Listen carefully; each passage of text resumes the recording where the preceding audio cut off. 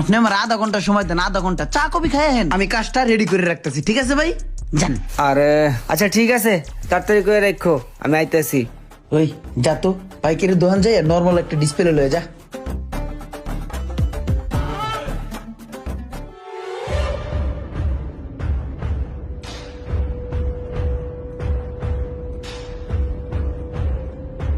High high, ঘটনায় তো পুরো পেস খেয়ে গেছি।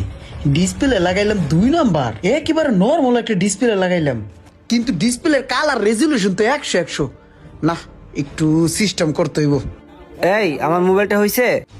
ঠিক হয়েছে আমার মোবাইল? ভাই মোবাইলটা তো একটু সমস্যা হয়ে গেছে। সমস্যা হয়েছে মানে? কি করছো আমার মোবাইল? মোবাইল ঠিক করতে দিয়ে নষ্ট করে লাইছো?